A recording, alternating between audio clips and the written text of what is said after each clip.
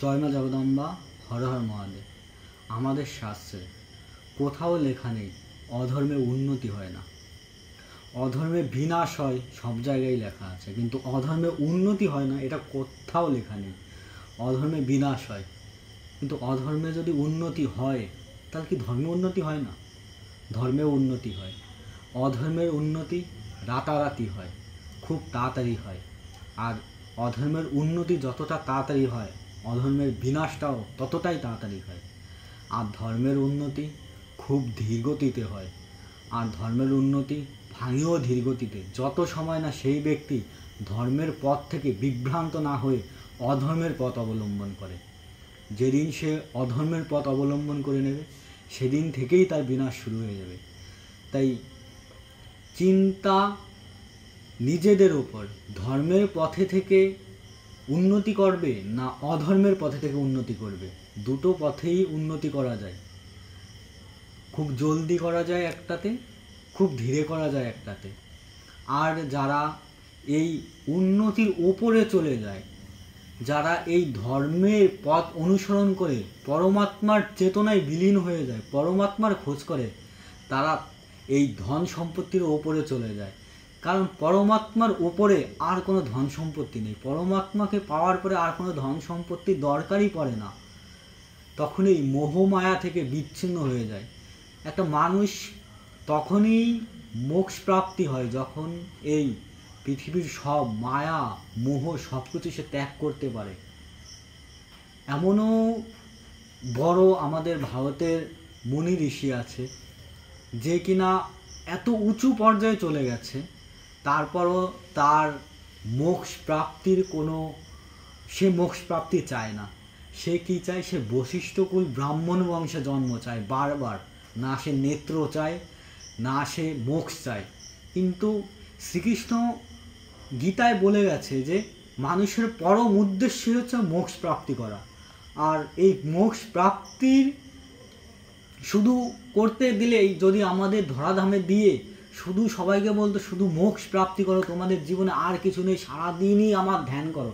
হ্যাঁ, সারাদিনই ধ্যান করো, কিন্তু তার মানে এই না সব কিছু বিচ্ছিন্ন করে দাও, কর্ম জীবন থেকে হাটিয়ে দাও। কর্ম হাতে কাজ মুখে নাম, কর্ম করো আর ভগবানকে স্মরণ করো, তাহলেই মোক্ষ প্রাপ্তি হবে।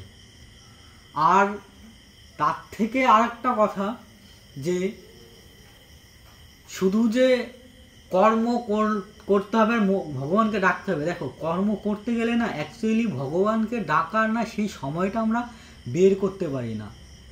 না, আমরা যখন একটা কাজ করি তখন আমরা সেই কাজের ভিতর এতটা মনোনিবেশ করে ফেলি, এতটা কনসেন্ট্রেট দিয়ে ফেলি যে আমরা ভগবানের কথাই ভুলে যাই। তাহলে এইরকম কতজন সিদ্ধ সাধক আছে যে একদম কনসেন্ট্রেট দিয়ে কোনো একটা কাজ করছে আর মনে মনে ভগবানকে স্মরণ করছে, হরে কৃষ্ণ বা জয় মা কালী, ওম নমঃ শিবায়। এটা তখনই সম্ভব একজন সিদ্ধ পুরুষ যে পরমাত্মাকে আত্মা থেকে চাইছে, সে আত্মা থেকে চাইছে যে আমি পরমাত্মার সঙ্গে মিশবো, আমি মা জগদম্বার চরণতলে স্থান পাবো, তখনই সে একমাত্র পাবে।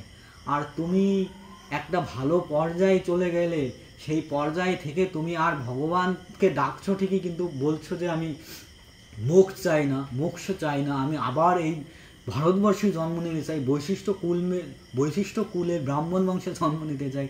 তাহলে বাবু তুমি তো প্রভু সেই মায়ায়, সেই মোক্ষ প্রাপ্তিটা আর গেলে না, তুমি তো মায়ায়, তুমি তো পড়ে রয়ে গেলে। তুমি মোক্ষ প্রাপ্তি কি করে পাবে? ভগবানকে পাওয়ার প্রধান উপায় হচ্ছে মোক্ষ প্রাপ্তি করা। মোক্ষ প্রাপ্তি না হলে ভগবানকে কি করে পাবে? তাহলে তুমি ভগবানের ভক্ত কি করে হলে?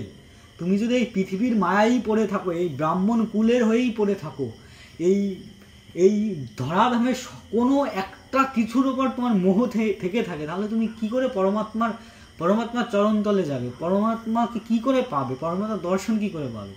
কখনোই সম্ভব না। ভগবান আমাদের পৃথিবীতে দিয়েছে আনন্দ, দিয়েছে সুখ, দিয়েছে কষ্ট, দিয়েছে আমাদের আনন্দ করার জন্য বহুত কিছু দিয়েছে ভগবান।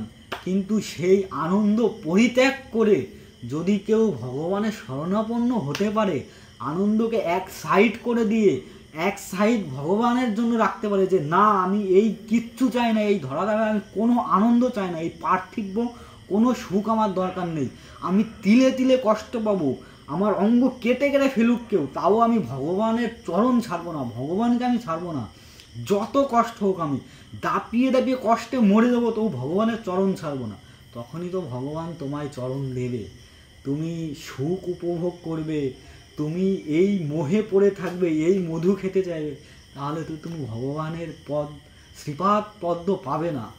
তোমার পৃথিবীর সব সুখ, সব দুঃখ সব পরিত্যাগ করো, একদিকে রেখে দাও, যে আমার এই পৃথিবীর কোনো সুখ, কোনো দুঃখ আমায় কষ্ট দিতে পারবে না, কোনো সুখ আমায় আনন্দ দিতে পারবে না। আমার আনন্দ এই ভগবানের শ্রীপাদ পদ্ম, এই মায়ের শ্রীপাদ পদ্ম। তখনই তুমি মোক্ষ প্রাপ্তির দিকে যাবে, তোমার আর কোনো টান থাকবে না। আর আমরা তখনই ভগবানের শ্রীপাদ পদ্ম অবশ্যই পাবো।